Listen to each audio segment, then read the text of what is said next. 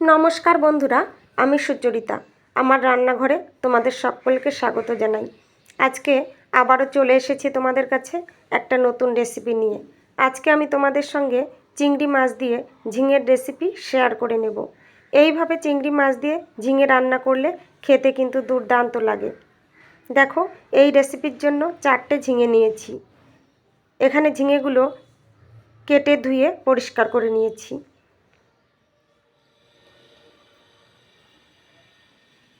আর এইদিকে দেখো, নিয়েছি 200 গ্রাম চিংড়ি মাছ। এই চিংড়ি মাছগুলো আমি কেটে ধুয়ে পরিষ্কার করে নিয়েছি। এবার এই মাছের মধ্যে পরিমাণ মতো লবণ দিলাম, আর দিয়ে দিলাম পরিমাণ মতো হলুদ গুঁড়ো। এই লবণ আর হলুদের সঙ্গে মাছগুলো ভালোভাবে মেখে নেব।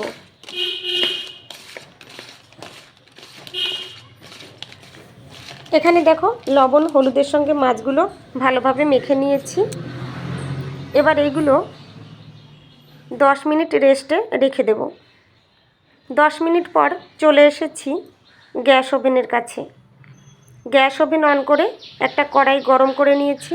এর মধ্যে একটু সর্ষের তেল দিয়ে দিলাম। তেলটা একটু নেড়ে চেড়ে কড়াইয়ের গায়ে ভালোভাবে লাগিয়ে নেব।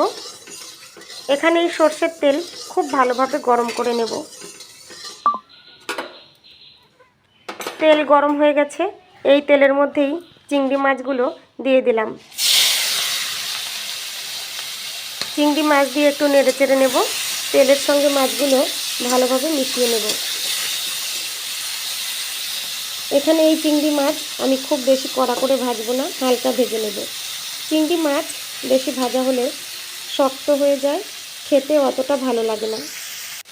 তাই আমি এখানে এই মাছগুলো হালকা ভেজে নেব। তোমরা যে সমস্ত বন্ধুরা আমার এই ভিডিওটা দেখছো অথচ একটা লাইক দিতে ভুলে গেছো, তোমাদের কাছে অনুরোধ রইল, প্লিজ একটা লাইক দিয়ে ভিডিওটা কন্টিনিউ করো তোমরা। দেখো, এখানে এই চিংড়ি মাছ ভাজা হয়ে গেছে। এগুলো আমি একটা বাটিতে নামিয়ে নিলাম। এই কড়াইটা পরিষ্কার করে আবার গ্যাস ওভেনে বসিয়ে দিয়েছি। কড়াই গরম করে এর মধ্যে পরিমাণ মতো সর্ষের তেল অ্যাড করে দিয়েছি।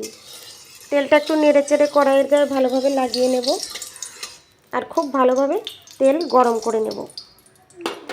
এই তেলের মধ্যেই ফোড়ন দিয়ে দিলাম অল্প পরিমাণে কালো জিরে, আর দিয়ে দিলাম একটা শুকনো লঙ্কা। এবার এর মধ্যে দিয়ে দেব 6-7 কোয়া রসুন। এর সঙ্গেই অ্যাড করে দিলাম একটা মিডিয়াম সাইজের পেঁয়াজ কুচি। এই সব কিছু একটু নেড়ে চেড়ে নেব। এই সময় গ্যাসের ফ্লেম লো টু মিডিয়ামে রেখেছি। লো টু মিডিয়ামে রেখে এগুলো আমি এখানে ভেজে নেব। পেঁয়াজ হালকা ব্রাউন কালার করে ভেজে নেব। এর সঙ্গেই অ্যাড করে দিলাম দেখো অর্ধেক টমেটো কুচি। একটা মিডিয়াম সাইজের টমেটোর থেকে অর্ধেকটা টমেটো আমি এখানে দিয়েছি। টমেটো দিয়ে একটু নেড়ে চেড়ে নিলাম, সব কিছুর সঙ্গে টমেটো মিশিয়ে নিলাম।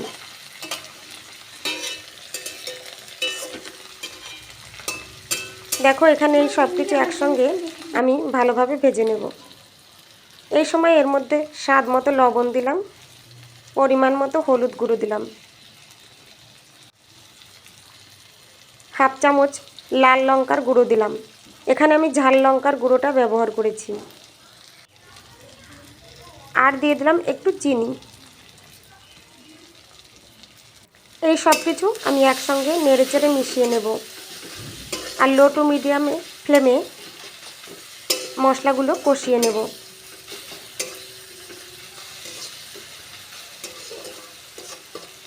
আমার এই রেসিপিটা যদি তোমাদের ভালো লাগে বন্ধুরা, তাহলে একটা লাইক দিয়ে ভিডিওটা শেষ পর্যন্ত দেখার অনুরোধ রইল তোমাদের সকলের কাছে।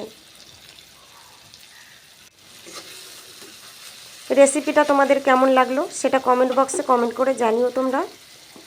দেখো, মশলাটা কষিয়ে নিয়েছি। এবার এর মধ্যে ঝিঙেগুলো দিয়ে দিলাম। ঝিঙে দিয়ে একটু নেড়ে চেড়ে নেব, মশলার সঙ্গে ঝিঙেগুলো মিশিয়ে নেব। আমার এই রেসিপিটা যদি তোমাদের খুব ভালো লাগে তাহলে বন্ধুদের সঙ্গে অবশ্যই একটু শেয়ার করে দিও।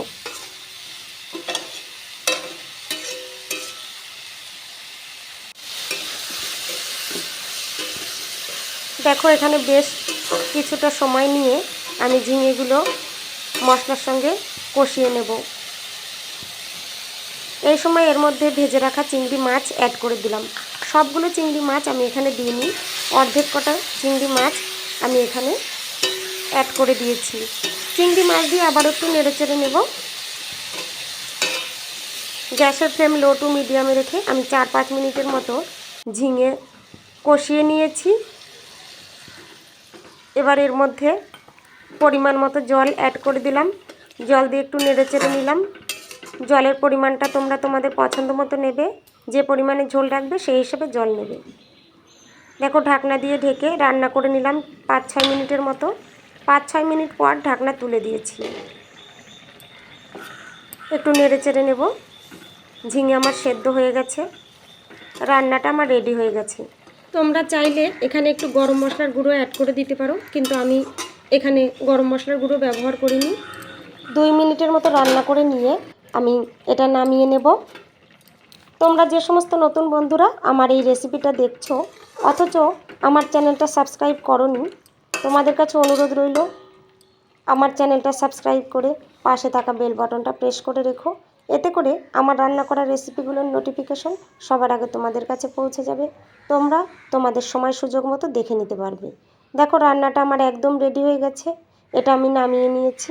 কতটা লোভনীয় হয়েছে দেখতে, খেতেও কিন্তু দারুণ লেগেছিল বন্ধুরা। অনেক ধন্যবাদ বন্ধুরা আমার এই ভিডিওটা শেষ পর্যন্ত দেখার জন্য, আমার পাশে থাকার জন্য। আজকের মতো এখানেই শেষ করছি। আবার চলে আসবো তোমাদের কাছে অন্য আরেকটা নতুন রেসিপি নিয়ে।